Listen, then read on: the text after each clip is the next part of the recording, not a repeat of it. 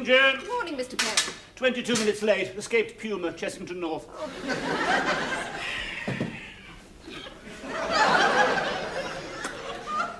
Right. I don't know whether you noticed then, Joan, but I grabbed you this and kissed you. I did notice, Mr. Perrin. You don't mind? I found you very attractive, Mr. Perrin. Yes, of course. But the point... No. The point is, Joan, I'm married to Elizabeth. You're married to Tony. This is my office. You're my secretary. And it isn't normal, for even in the late 1970s, for bosses to come in on Monday mornings, grab their secretaries and... is it? Well, you told me last week, Mr. Perrin, that you didn't want to go on and on being more and more successful. You were tired of being a rich, powerful tycoon, and you were going to destroy your image by behaving eccentrically and by shocking people. Yes, I did. Well, therefore, I'm not at all surprised when you start behaving eccentrically. I'd have been far more surprised if you'd sat at your desk and said, "Dictation time, Joan." Yes, I see. Of course, if you want to shock people, you ought to kiss me in front of Tony or Elizabeth. I will. Thank you, Joan. I'll do that. Yes, yes. In any case, I have a very good opportunity to shock people. I've been invited to give an exclusive interview on BBC One, ITV, or BBC Two. Oh, but that's wonderful, Yes, Mr. Perrin. Which have you decided to give an exclusive interview on? I've decided to give an exclusive interview to all three, Joan.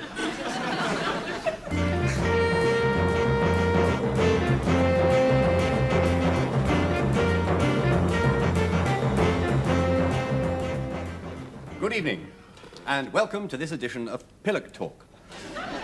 Less than 3 years ago, Reginald Iolanthe Perrin opened a shop called Grot in the dreary London suburb of Clinthorpe. In its window was a sign which said all the articles sold in this shop are guaranteed useless. Reginald Perrin now has his own factory, almost 60 Grot shops in Britain and on the continent, and last Friday he announced record profits. Reginald Perrin, you sell useless goods. Yes, utterly useless, yes, yes. It's cruet sets with no holes, checkbooks for the Dogger Bank, tins of melted snow, self-lowering flour, all that sort of thing, all utterly useless. So you're a con man. Good heavens, no, of course not. I always announce very clearly that the items I sell are useless, yes. Con men don't usually go around wearing a sandwich board saying, "Look out, I'm a con man," do they? No. No, I'm providing a valuable social service. Mr. Perrin, are you trying to tell me that you're providing a valuable social service? No. You just said you were. Exactly. I'm not trying to tell you, I'm succeeding. If I'd said I like squashy bananas, I would have been failing to say I am providing a valuable social service. But I didn't say I like squashy bananas, I said I am providing a valuable social service, thus succeeding brilliantly in saying I am providing a valuable social service. In what way are you providing a valuable social service? Well, for one thing, people like to leave useless objects lying around the house. It shows they can afford to spend large sums of money on useless objects. Large sums of money. So you admit that your prices are high. No, that's not the word I'd use. What word would you use, Mr. Perrin? Exorbitant. Would you say the goods I sell are shoddy? Yes, I would. Yes, so would I, yes. Quite agree. Yes, wouldn't you say people think, "Good, what a liberty, I could have made that for 10p. Yes. Yes, yes. Wouldn't you say that gives them a warm feeling of superiority over the makers? Yes, I suppose so. Yes. Wouldn't you say that was providing a valuable social service? Mr. Perrin, I ask the questions here. Tell me, Pillock, do you think it is Pillock, is it not... yes.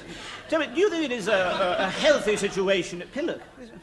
A healthy situation in That's a funny name. In a free country that you should have the right to ask all the questions? Well, of course I do. I'm the interviewer. Tell me, Pillock, when... Can't get over this, Pillock. Why did you take up interviewing? Well, you see, as a child, I was rather sickly. I had these weak lungs. So the doctor suggested that I took up television interviewing. I see. And Reginald Perrin, thank you. And now a man who farms worms. Yes, worms. Good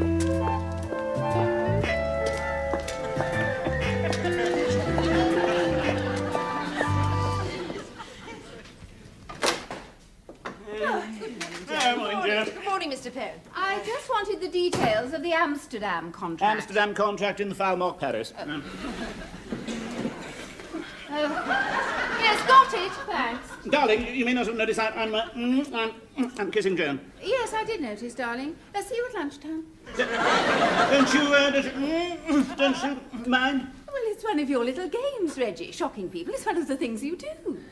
But don't you mind? Oh, you don't mean it. I mean, you wouldn't do it in front of me if you meant it, so why should I mind? But darling, Joan, please. Darling, I mind that you don't mind. Oh, good. I'm glad that you mind that I don't mind. Now, I must rush, if you don't mind. No, I don't mind.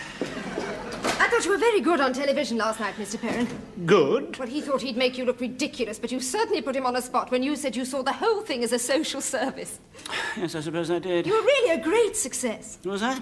Well, we soon put a stop to that. You watch me tonight on ITV.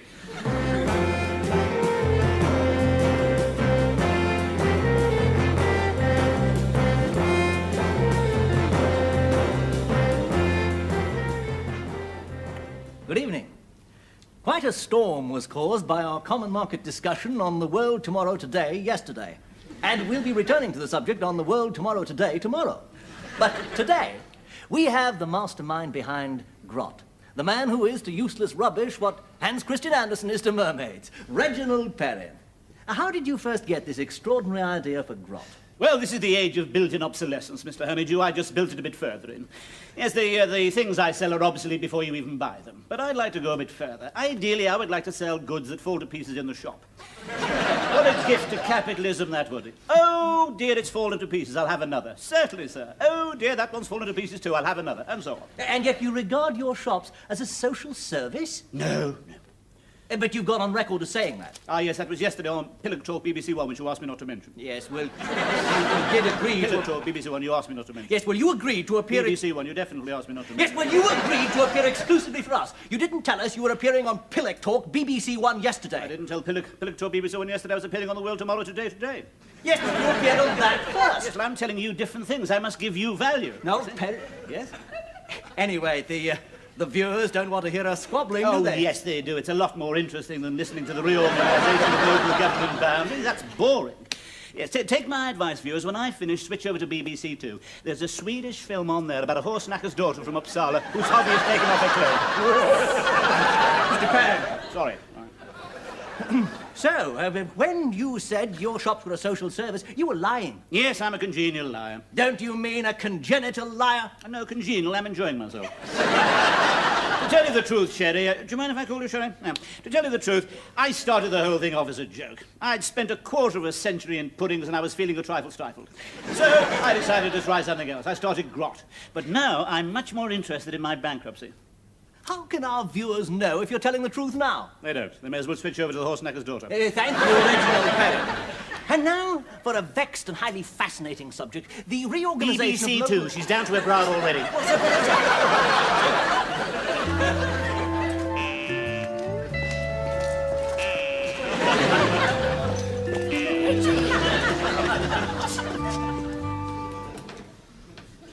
I told you, darling, he's always 22 minutes late. Yes, well, in that case, he should be arriving now.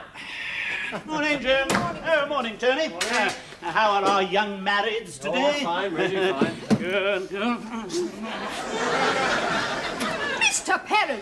What on earth are you doing? Sorry, Tony. No, what are you doing, hitting Reggie like that? Well, he kissed me, Tony. Yes, I kissed her, Tony.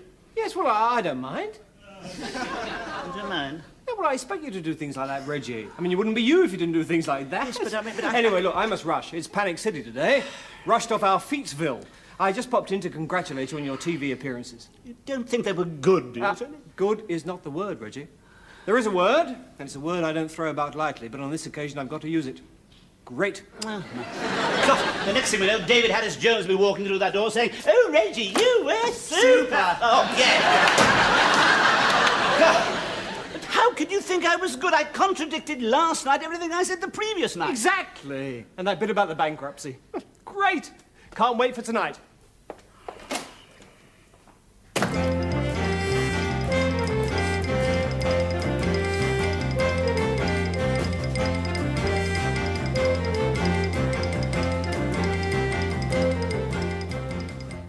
Good evening. Britain in Europe. This week we meet Reginald Perrin, one of the most fascinating men on the British shop scene. High street prankster or social visionary? Well, Europe will soon have a chance to find out. Mr. Perrin, your rapid growth brainchild, the rubbish chain Grot, is really beginning to move into the Hauptstrasses and Grand Rue, isn't it? Ja and oui. But frankly, Peregrine, I am worried about the philosophical basis behind Grot. There seem to be serious contradictions inherent in the concept. And you feel that this is relevant to Europe? No. But it's Europe we're interested in tonight. You may be Peregrine, I am not. Yes, but we are doing a series on Europe. Hard luck. But I mean, last Last week we discussed the success of the British washing up liquids. I mean, they're taking the Iberian Peninsula by storm. No, they're cleaning up, are they? Yes, they're... Oh, washing up liquids, cleaning up is very good. But Very good, excellent. To get back to Europe, Yes, yes. have you made any marketing surveys on the continent? Ah, now I'm glad you asked me that. Well, perhaps you'd like to answer it then. No, I would prefer to talk about my cruet sets with no holes.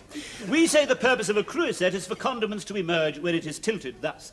But when we tilt this cruet set, it has no holes, therefore no condiments emerge. It is therefore useless. Mr. Perrin, I am trying Very trying. to talk about Britain in Europe. Frankly, Peregrine O'Bean, to date I have found your questions rather boring, but do try again. I'll try to find them more interesting. Oh, well, have you learnt anything from the European operations of Marks and Spencer's, Woolworths and that Derrick? Good try, Peregrine. Still boring.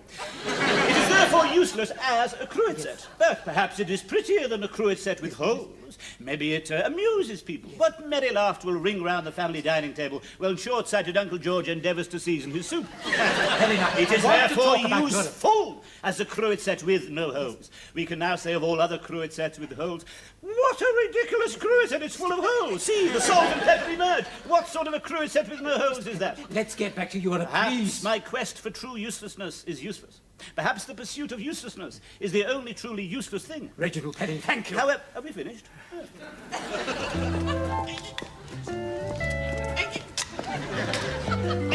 Reggie!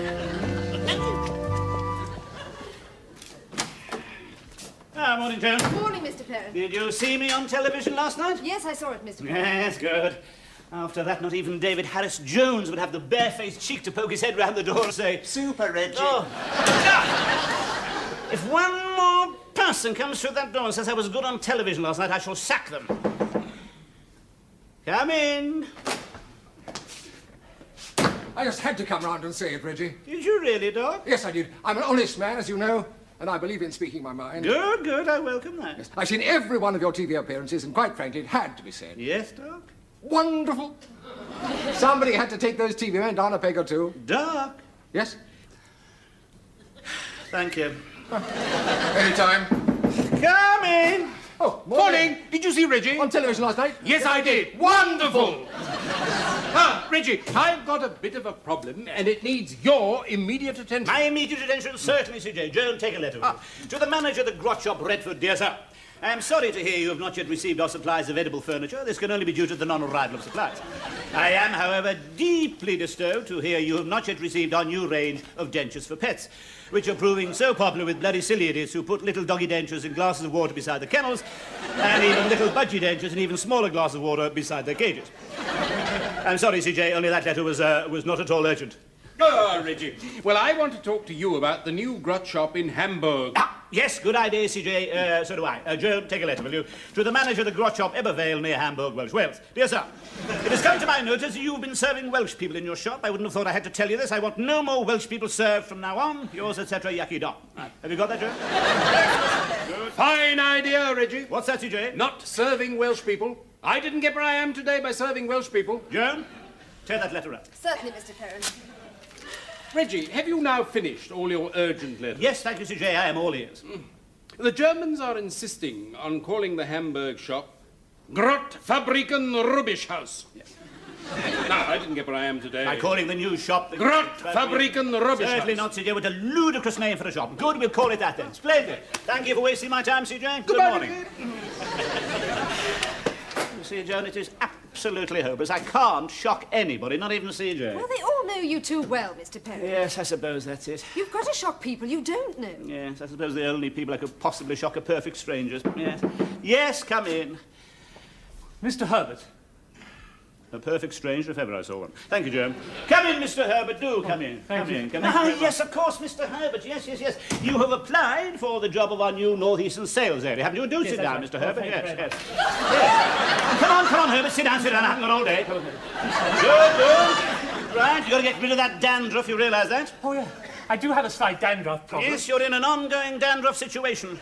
Exactly. Yes, well, there's a chap in Switzerland cures it in a fortnight. Oh, really? Very painful, of course. Starvation and electrodes.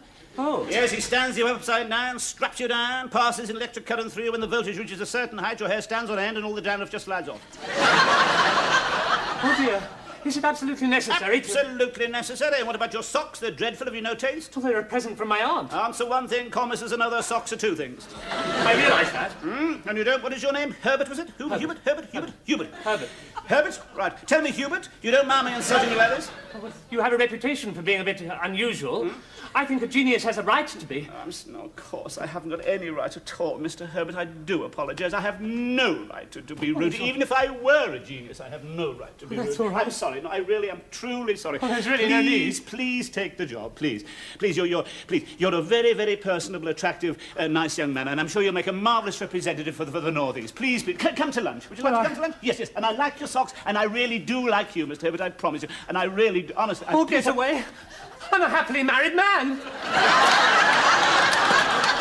The things one has to do to get a job nowadays. At last you've shocked someone, Mr. Perrin. Yes, no, but I wanted to, and I tried to shock him. I couldn't. And when I apologised, put my arm round his shoulder, said he was good-looking, asked him to lunch, then he really was shocked. It's no good. I can't shock. I suppose if I went around pretending I was a bit... do you think that is? No, that wouldn't shock anybody these days, would it? I suppose it might be worth having a try, is it? Do you think so? Yes, all right. Yes, send for one of the managers of the grot shops. Yes, anyone will do. Certainly, Mr. Perrin. Right. Really, John, there must be easier ways of disgracing myself than this. Is that him? Yes. Oh. Good luck. Thank you. Hello. Hello. Mr. Lisbon. Hello. Yes. Do, please sit. Thank you. Well, drink. Well, that's very kind. Gin and bitter lemons, my tipple. Oh, excellent. Like chaps who drink gin and bitter lemon. Well, I suppose you're wondering why I've asked you here. Yes, I am, as a matter of fact, Mr. Perrin. Haven't done anything wrong, have I? Not yet. It's Percy, isn't it? Yes. Yes. My name's Reggie. Call me Reggie. Cheers. Cheers, Reggie. Oh, well, this is nice. These are the 70s, aren't they, Percy? Yes. Yes, exactly. The late 70s.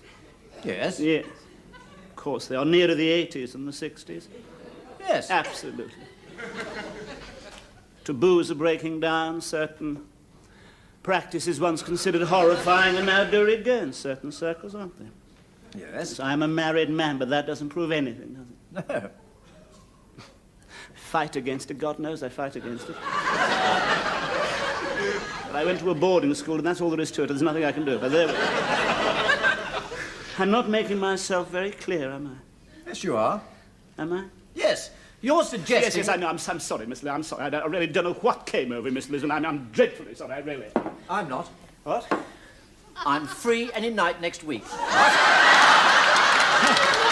Next week? No, next week. No, next month, I'm afraid. I've got to wait for it. And the month after. Oh, good God, is that the time? You must rush. Look, I have a friend who lays on business orgies, if you're interested. I mean, it's very discreet. There's no risk of any scandal. Ah, well, that's no good. Yes. Bye-bye, Percy. Please. Goodbye. Are you all right, Mr. Perrin? Only just. God, you certainly can't shock anybody these days, can you? Except yourself. Yes. Well, I'm not going to go, Joan. I'm going to make one last effort.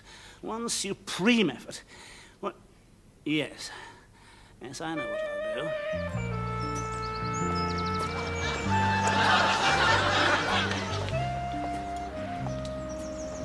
Evening, Fred. Evening, Red. Hello, Tom. Oh, evening, Reggie. Like the other half? Yes, please. Thanks very much.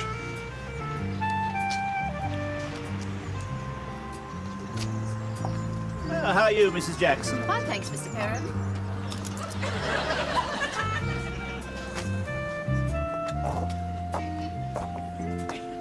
Usual, Reggie? Cheers, Reggie.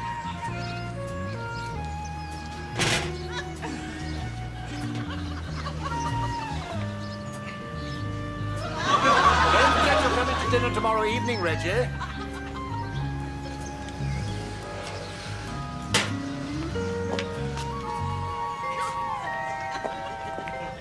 Good evening,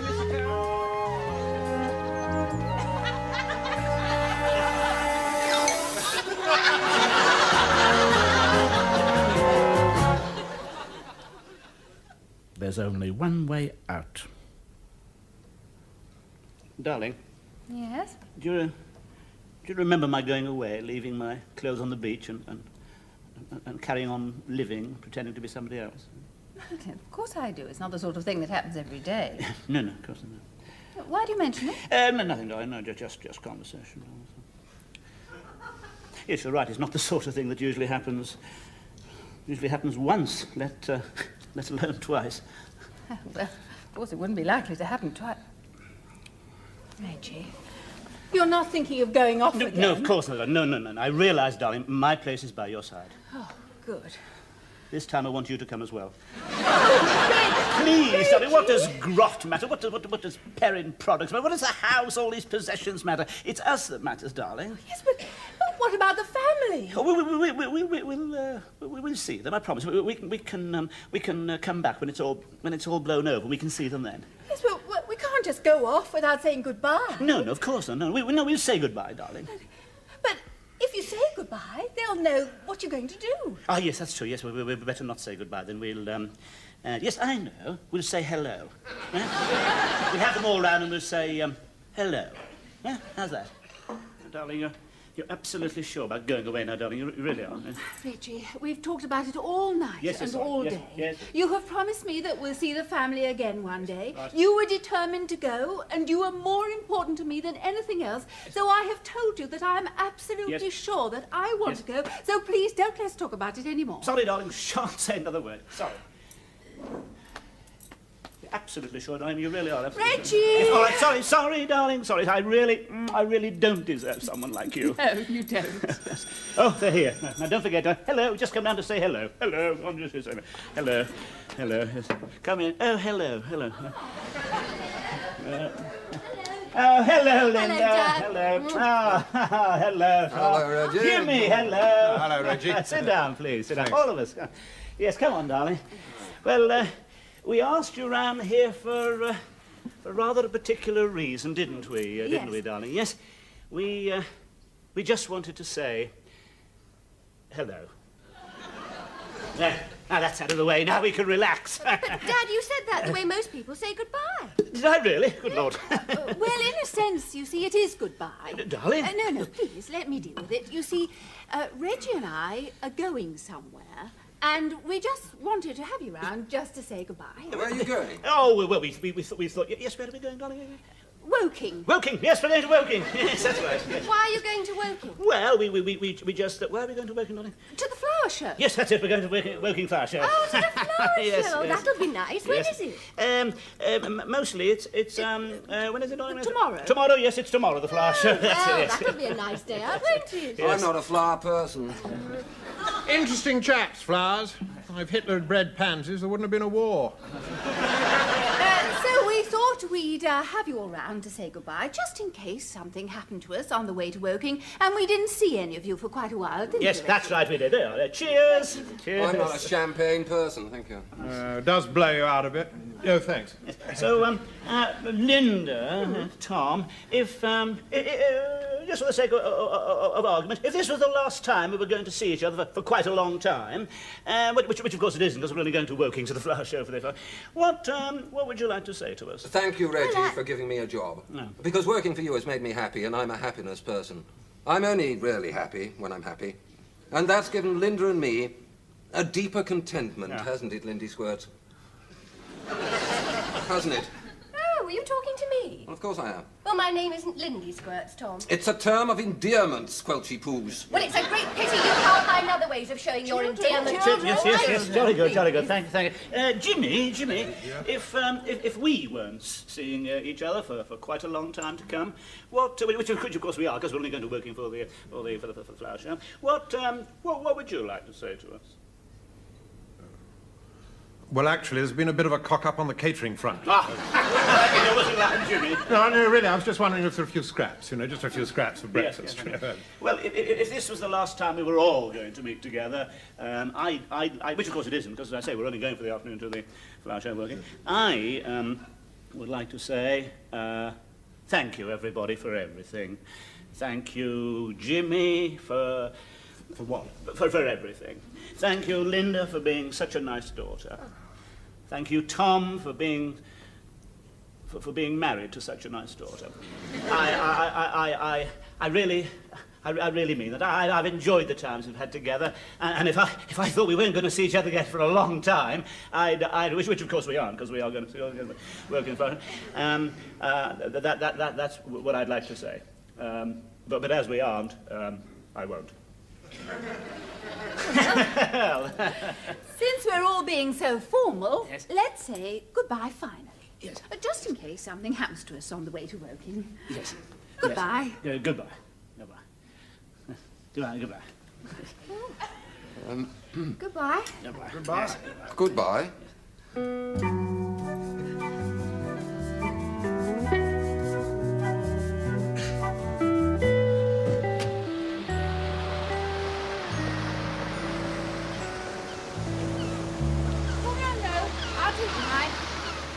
From now on, we're going to be equal partners. After all, I did marry you twice.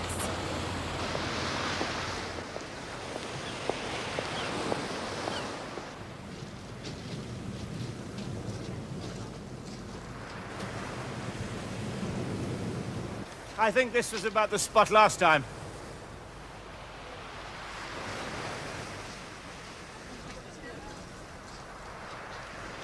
Goodbye, old Reggie's clothes. Goodbye, old Reggie. Goodbye, old Elizabeth's clothes. Goodbye, old Elizabeth.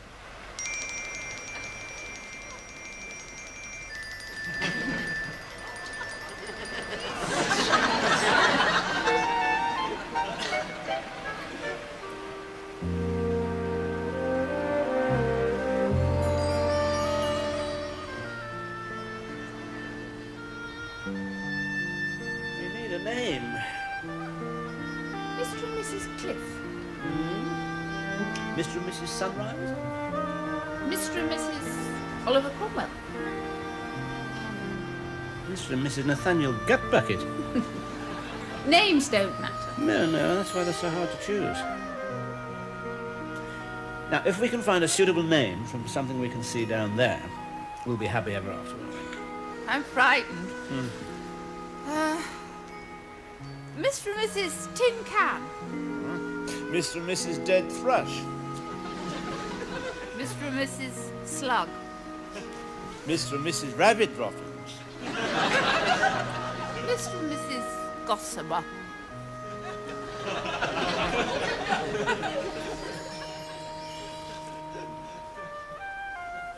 Shall we rest for a moment, Mrs. Gossamer? Why not, Mr. Gossamer?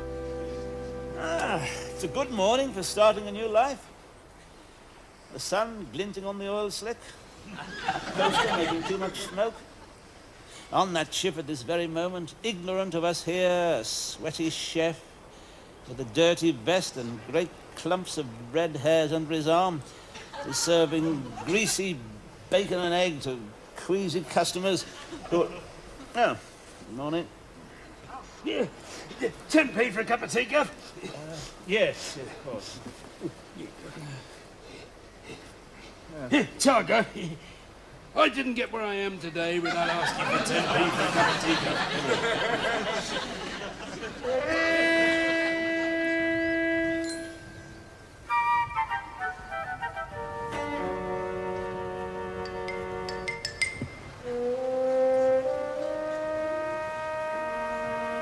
Darling, look. You see, darling, it's catching on. Everybody's doing it.